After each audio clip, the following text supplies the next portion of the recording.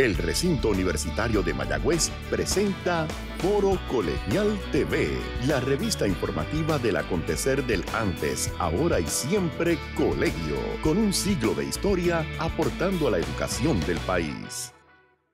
Saludos y bienvenidos a Foro Colegial, la revista informativa del Recinto Universitario de Mayagüez. Soy Mariam Ludín Rosa, directora de la Oficina de Prensa del Colegio, y es un placer nuevamente compartir con los amigos y amigas que nos sintonizan en este espacio educativo del acontecer del antes, ahora y siempre colegio. Más de 100 años forjando profesionales de excelencia. Las luchas comunitarias con relación a las alternativas de energía en Puerto Rico son plasmadas en la más reciente publicación del Dr. Edwin Irizarry Mora. De eso hablaremos hoy en Foro Colegial. A continuación, la entrevista de hoy de Foro Colegial. Saludamos nuevamente a los amigos y amigas en sintonía con Foro Colegial, y para conversar con nosotros sobre su más reciente publicación se encuentra con nosotros el doctor Edwin Irizarry Mora, catedrático del Departamento de Economía del Recinto Universitario de Mayagüez, y a quien le damos la bienvenida nuevamente a Foro Colegial. Profesor, ¿cómo se encuentra? Muy bien, muchas gracias por la invitación y un placer estar compartiendo contigo como siempre en este programa que tanto me gusta. De hecho, recuerdo que la última vez que estuvimos hablando por aquí, usted lanzaba otro libro en esa ocasión relacionado con la economía de Puerto Rico. Sí, precisamente, Marian y público televidente, en aquella ocasión se publicó el libro de Economía de Puerto Rico, la segunda edición, que tuve el privilegio de que la casa editora McGraw-Hill lo publicara.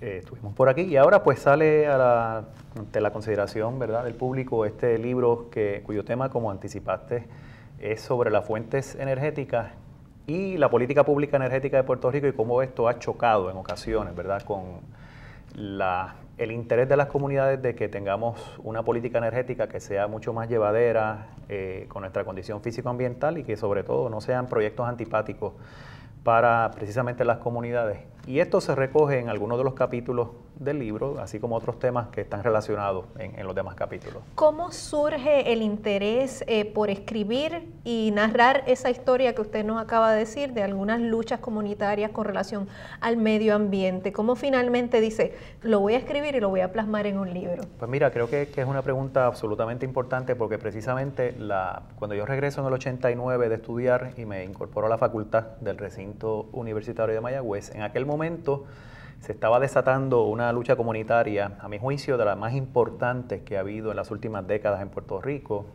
la lucha de la comunidad mayagüezana y de la región oeste en general contra el establecimiento de una central termoeléctrica a base de la quema de carbón en la bahía de Mayagüez, lo que en términos sencillos se convirtió en la lucha contra la planta de carbón. Y entonces coincidió esa coyuntura de ese proyecto impulsado por la administración gubernamental de entonces con un movimiento que no se había dado en el oeste de Puerto Rico. Quizás tenía un precedente en los años 80 en el pueblo de Aguada, cuando había habido un interés por establecer allí también una central a base de carbón. Pero la organización que se dio, la participación de todos los sectores de la comunidad mayagüezana, de la comunidad del Recinto Universitario de Mayagüez a través de sus científicos, el profesorado estudiantado, de la gente de la comunidad del oeste en general, pues dio paso a una lucha que a mi juicio fue ejemplar. Es de ahí precisamente, como bien sugieres en la pregunta, que comienza este interés mío por plasmar en un escrito los detalles de lo que pasó en aquel momento y lo que ocurrió posteriormente. Y entonces se dan unas coincidencias en términos de lo que han sido proyectos propulsados por distintas administraciones gubernamentales en Puerto Rico. Desde el punto de vista de donde yo parto aquí, ¿verdad? En 1989-92, ese proceso contra la planta de carbón, pero las luchas posteriores contra otros proyectos similares, y en todos coincide el hecho de que a pesar de que la comunidad científica se expresa y lleva información ante las agencias gubernamentales que están evaluando el proyecto, no se escucha esa opinión de la comunidad científica, no se escucha a los residentes de las distintas comunidades a lo largo y a lo ancho del país, y se sigue con estos proyectos. En la mayor parte de los casos, los proyectos no se dieron. Hubo otros proyectos que sí se materializaron y que ahora vemos las consecuencias. Ahora ya en la segunda década del siglo XXI vemos, por ejemplo, el proyecto de la planta de carbón en Guayama, que tiene unas consecuencias muy negativas para el medio ambiente, pero hubo luchas que fueron exitosas. Documento entonces esta lucha de contra la planta de carbón en Mayagüez y también en parte de las luchas posteriores, pero sobre todo hay un interés adicional y es el de comunicarle al público que lea el libro, que aquí desde hace muchos años, y en eso ha tenido mucho que ver el recinto de Mayagüez en las investigaciones que se llevaron a cabo en el Centro de Estudios Energéticos desde la década de los 70, la participación de profesores y profesoras y estudiantes de los distintos departamentos de ingeniería de nuestro recinto, así como de otros departamentos que formularon propuestas a través de tesis de maestría, tesis doctorales, publicaciones, investigaciones, que sugerían que aquí en Puerto Rico nosotros podemos tener una política energética mucho más llevadera con el medio ambiente. Nosotros hemos sido pioneros en Puerto Rico en la investigación de fuentes renovables de energía, sobre todo, y la gran ironía es que otros países adoptaron las tecnologías que nosotros generamos aquí, que fueron producto de estas investigaciones, y nosotros en Puerto Rico estamos en pañales y seguimos básicamente dependiendo de las fuentes importadas de energía, que son esencialmente combustibles fósiles, petróleo, carbón, gas natural. Y pues de todo esto se habla en el libro y también de cómo a nivel internacional ha ido creciendo la viabilidad tanto técnica de estas fuentes como la viabilidad financiera, que es lo más importante en última instancia, es decir, que nos podría costar menos ahora definitivamente producir con estas fuentes renovables, mucho menos de lo que nos cuesta estar importando petróleo, carbón y gas natural. Eso es parte de lo que se recoge en los capítulos del libro. Profesor, me menciona uno de los ejemplos de lo que se recoge en el libro, que es la lucha de la planta de carbón, y nos menciona que fue una lucha que duró del 89 al 92. ¿Cómo usted logra sintetizar y documentar realmente el espíritu cuando sabemos que quizás eso pudo haber sido un libro en sí, esa lucha en particular? Tienes razón. De hecho, es bueno, y ya que me formula la pregunta, es bueno que sepas que en un principio a mí me hubiese gustado que el libro completo fuese sobre este tema. Y yo creo que merece que algunos de los protagonistas, de esos hombres y mujeres que participaron en aquel momento y que todavía siguen ocupando, ¿verdad?, posiciones en el liderato comunitario en la región oeste, o siguen estando en la academia todavía como profesores y profesoras en el recinto Mayagüez, y gente de nuestra comunidad de la zona oeste, yo creo que esa gesta merece un libro. Yo le dedico un capítulo, que dicho sea paso, es el más extenso del libro, y hay referencias continuas a esa lucha en los capítulos posteriores. De hecho, en la parte de recomendaciones de política pública energética, el capítulo 6, se habla sobre estas recomendaciones que en su momento dieron estos protagonistas de la lucha contra la planta de carbón en Mayagüez y otras, así como otras personas que han participado en luchas posteriores. Definitivamente tienes razón, eso merece un libro aparte. Yo lo que quería aprovechar la oportunidad, ¿verdad?, de que este proyecto, que fue desde un principio el primer proyecto coordinado entre el Centro de Publicaciones Académicas de la Facultad de Artes y Ciencias y la editorial de la Universidad de Puerto Rico, fue el primer proyecto. Entonces, el entonces decano, el doctor Moisés Orengo, decía, vamos con este proyecto para lanzarlo como la primera actividad conjunta entre la editorial de la UPR y CEPA, el Centro de Publicaciones Académicas, y así resultó. Claro, sale un poco más tarde por los problemas que lamentablemente sabemos que ocurrieron a nivel de la administración de la editorial de la UPR. Felizmente se publica ahora, y en eso a mí me hace sentirme orgulloso porque pude aprovechar la coyuntura de combinar la documentación de esta lucha comunitaria con investigaciones de este servidor de principios de los años 90 también, y lo que se ha publicado recientemente, que realmente no es responsabilidad de este servidor. Yo creo que es importante que cuando uno tiene la posibilidad de publicar algo como esto, reconocer en los colegas y las colegas que han trabajado estos temas, y en este libro incorporar sus recomendaciones, los hallazgos de sus investigaciones. Por eso, en algunas de las sesiones del libro se alude de forma directa, se cita, se recomienda que se lean los trabajos de estos colegas, que son tan importantes esos trabajos, sus hallazgos, porque son aleccionadores y porque, a mi juicio, deberían ser la base para el diseño de una política pública energética que se adapte a las condiciones físico-ambientales del país. Si eso va a ocurrir de aquí en adelante, está por verse. Si esa va a ser si ese va a ser el punto de partida para la política pública energética de la Autoridad de Energía Eléctrica, pues eso está por verse también. Pero por lo menos creo que se le hace justicia a las propuestas de los colegas que se han hecho a lo largo de los pasados años. En este libro se incorporan esas propuestas y están bien documentadas, y creo que en última instancia es responsabilidad de las agencias que en Puerto Rico diseñan, articulan la política pública energética, tomar en consideración las recomendaciones de estos colegas científicos que han estado años proponiendo estas ideas y que lamentablemente en la mayor parte de las ocasiones no se las ha escuchado. Yo creo que estamos en el momento en que se puede comenzar a incorporar estas recomendaciones en el diseño de lo que sería un futuro energético más adecuado para Puerto Rico. Profesor, aparte de este matiz histórico que tiene el libro, y usted su pericia es en economía, ¿también incluye alguna parte sobre economía correlacionado a los asuntos energéticos? Definitivamente, en el análisis de las distintas fuentes energéticas, por supuesto que uno de los argumentos que siempre ha utilizado la Autoridad de Energía Eléctrica, por lo menos en su discurso de los pasados 25 o 30 años, es que, bueno, no podemos adoptar fuentes energéticas renovables en Puerto Rico porque cuestan demasiado. Su costo es muy elevado. Posiblemente hace 30 años ese argumento tenía algo de cierto. Lo que se sabe y lo que se ha evidenciado, tanto en este hemisferio, en este lado del mundo, como a nivel del resto del mundo, es que el costo de la producción energética con fuentes renovables se ha reducido dramáticamente. Dramáticamente. ¿Qué significa esto? Que lo que antes se decía que no era viable desde el punto de vista económico, el sol, el viento, la energía oceanotérmica que trabaja con las distintas temperaturas en el océano o en los mares, estas fuentes y otras han demostrado su viabilidad y los costos de producirlas se han reducido drásticamente hasta el punto que cuando uno observa, por ejemplo, los proyectos que se han aprobado, digamos, en el sur de Estados Unidos, en estados como Arizona, en Texas, en el estado de la Florida, en California, por hablar de Estados Unidos, por no hablar de Europa, en países como Alemania, España y otros que han adoptado estas tecnologías, mira, los costos se han reducido tanto que ya son proyectos viables. En Puerto Rico lo podemos hacer también porque nosotros tenemos más recursos energéticos de lo que ellos tienen y que la naturaleza nos provee gratuitamente. Profesor, nos tenemos que ir a una pausa, pero cuando regresemos vamos a hablar en más detalle de los otros capítulos del libro y a quién va dirigida esta lectura, así que usted no se retire. En breve regresamos con Foro Colegial.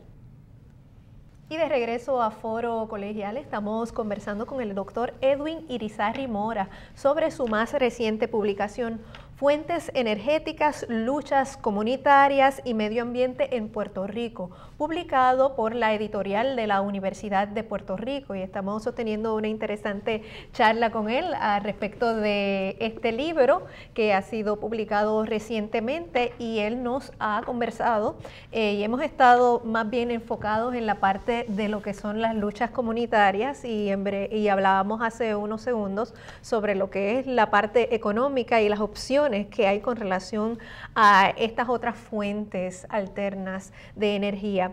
¿Qué otros pasajes históricos usted documenta aquí de esas luchas en este texto, profesor? Mira, como sabes, durante la primera década del siglo XXI hubo el interés de varias administraciones, esto incluyó administraciones tanto del Partido Popular como del PNP, como sabemos, de convertir el sistema de generación de energía eléctrica de Puerto Rico de lo que ha sido históricamente las centrales que queman combustibles fósiles, que queman aceites derivados del petróleo, convertirlas a gas natural. Fíjate que las comunidades no tenían ni tienen en este momento objeción en que estas centrales termoeléctricas, que son 5 que pertenecen a la Autoridad de Energía Eléctrica, que se conviertan de petróleo a gas natural, porque en última instancia el gas natural es más limpio que el petróleo, que el aceite derivado del petróleo. El punto es la forma en que eso se iba a hacer. La construcción de estos proyectos de los llamados gasoductos, bajo la administración Acevedo Vilá, el gasoducto por el sur, bajo la administración Fortuño, el gasoducto por la zona central y la zona norte, la llamada Vía Verde. En el libro se documenta, y debo decir en justicia que parcialmente estas luchas también son las luchas más recientes, no con el nivel de profundidad y de documentación que teníamos disponible para el caso de la lucha contra la planta de carbón, pero sí aparece ahí, porque yo creo que es importante, primero, que se reconozca en su justa perspectiva por qué las comunidades también se opusieron a los proyectos de gasoducto. Toda esta información que ya está verificada sobre las explosiones que ha habido en distintas partes del mundo con tecnologías similares a las que se hubiesen utilizado en Puerto Rico si estos gasoductos se hubiesen construido. Todo esto sirvió de base para justificar, no por capricho, insisto, sino porque las comunidades se documentaron y presentaron la información técnica adecuada para demostrar que estos proyectos eran peligrosos a nivel comunitario y a nivel de medio ambiente. Entonces, eso se documenta ahí también. Y también incluyo dentro de este recuento una información relacionada con esta teoría que ha esbozado el gobierno de Puerto Rico y que ha sido parte del discurso recurrente de la Autoridad de Energía Eléctrica, en el sentido de que el gas natural es abundante y barato a nivel internacional y siempre va a ser barato y abundante. Y no nos preocupemos porque el precio es estable. Pues mira, no necesariamente. Lo que demuestra la evidencia empírica es que en la medida en que se dan las fluctuaciones del precio del petróleo, que vemos esos ascensos, estos aumentos tan drásticos en el precio del petróleo, el gas natural le sigue en el precio. Cuando aumenta el precio del petróleo, aumenta el precio del gas natural también. Se estabiliza el precio del petróleo, se estabiliza el precio del gas natural. Entonces, lo que eso significa es que si Puerto Rico se aventura a convertir todo su sistema energético en función de un gas natural que presumiblemente es abundante y barato en el mercado internacional, pues mira, eso no necesariamente se va a cumplir, porque las condiciones del mercado internacional lo que nos dicen es otra cosa. Lo que dicen es que los precios son fluctuantes también y que en ese sentido tenemos que tener mucho cuidado como país en adoptar una política energética que nos convierta entonces de dependientes absolutamente en el petróleo a dependientes absolutamente en el gas natural. Lo que estamos proponiendo fundamentalmente es, sí, ¿vale la pena convertir las centrales termoeléctricas de petróleo a gas natural sin esta tubería de los gasoductos, sino por los otros medios que se están considerando en este momento y que son viables también? Y entonces, crear las condiciones para una política energética en la que por fin nos pongamos a la altura del siglo XXI. Es decir, comenzar con proyectos de energía solar en sus distintas manifestaciones y formas que sean adaptados a las condiciones de Puerto Rico. Proyectos de energía del viento donde deban ubicarse, no en terrenos agrícolas, ni en terrenos como en Guayanilla que impactan el medio ambiente, en lugares donde ese tipo de energía sea posible. Mi opinión sobre eso es que la energía solar es la más viable en Puerto Rico.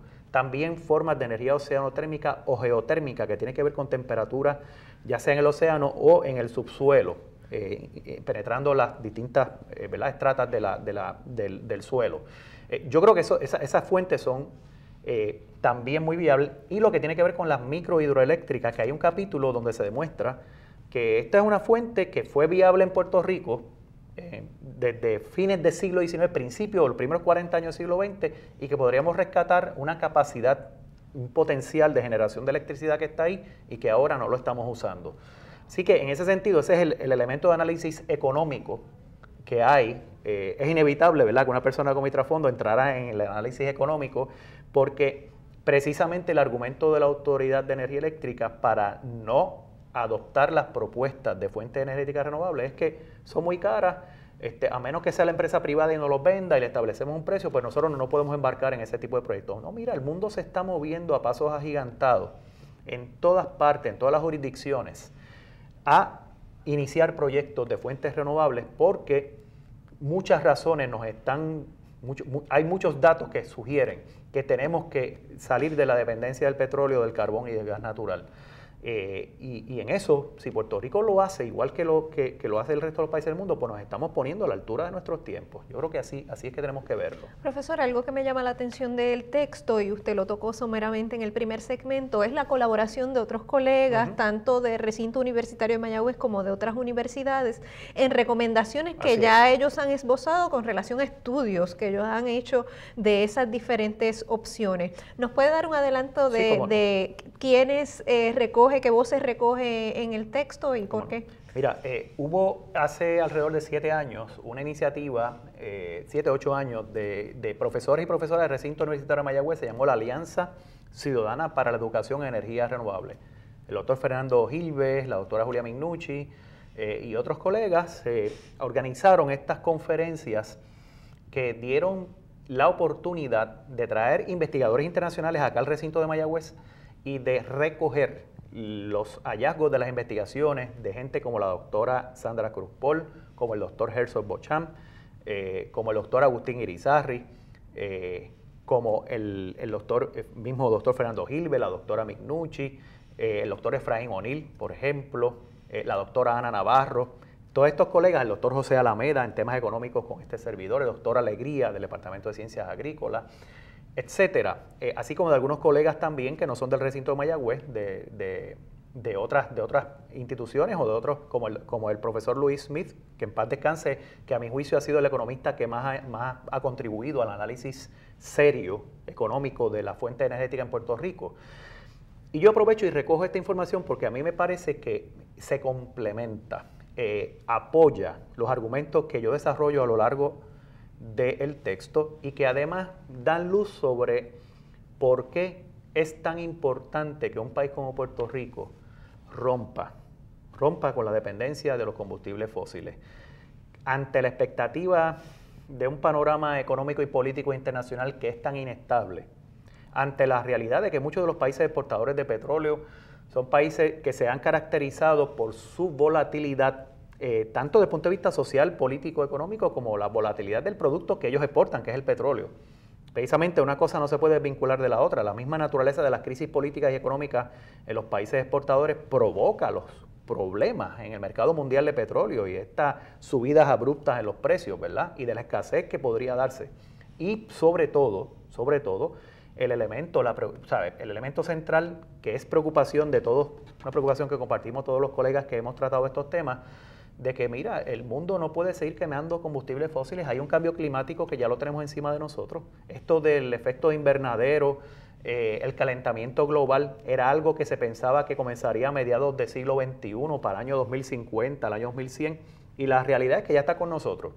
Ya empezamos a ver cambios que son consecuencias de las actividades humanas. Y una de esas actividades que más ha impactado el medio ambiente y cuyas consecuencias ya las estamos viendo es la quema de combustibles fósiles, el uso del automóvil como medio de transporte, que utilizan en la inmensa mayoría de los casos gasolina, combustible derivado del petróleo, actividades como la generación de electricidad que se han fundamentado en la quema de esos combustibles. Y eso lo tenemos que frenar si es que vamos a pensar en dejarle un planeta más saludable y en el que valga la pena vivir a las generaciones que vienen después de nosotros. Esa es una manera de ver la política energética con una visión sustentable, distinta a la visión que se estableció hace años, que era una visión, podemos llamarle desarrollista. La visión desarrollista es, bueno, nos tragamos los recursos energéticos ahora y el que venga detrás de nosotros, pues que se las arregle. Eso no puede ser así, una visión, primero, que es egoísta y segundo, que no es ni racional, ni se sostiene desde ningún punto de vista, ¿verdad?, de seres humanos que se supone que actuemos en pro de la naturaleza, que en última instancia es actuar en pro de nosotros mismos, ¿verdad?, vivir en un ambiente que sea mucho más sano. Así que estas preocupaciones relacionadas con el impacto de la generación de energía eléctrica sobre el medio ambiente, esto ha sido documentado a la saciedad. Eso está presente en todo, a lo largo, es un tema que hilvana todo el libro y que se recoge en todo lo que se plantea aquí. Profesor, y me consta que en el recinto universitario de Mayagüez se ha tocado este tema, diríamos por los últimos 10, 15, 20 años. Se ha estado tocando ese tema con los profesionales que usted ha mencionado, se incluyen otras ramas como es la economía. Y una pregunta que yo le hago a ellos cuando los he tenido aquí, hemos estado conversando sobre ese tema, y ya a modo entonces de conclusión de esta entrevista, ¿hay luz al final del túnel con relación a estas opciones energéticas, sí, que finalmente ya podamos ir viéndolas en el corto plazo? Definitivamente. Y lo que tiene que haber es voluntad para poner en marcha estos proyectos de fuentes alternas de energía, cuya viabilidad financiera ya la tenemos. Hay luz al final del túnel, es cuestión de voluntad y que los procesos de planificación y de diseño de política energética se adapten a lo que precisamente la comunidad científica nos ha venido diciendo. Si hacemos eso desde ahora, el futuro energético va a ser mucho más viable y mucho más placentero desde todo punto de vista y mucho más lógico. Va a responder a nuestra realidad físico-ambiental, que es lo que no ha habido hasta ahora.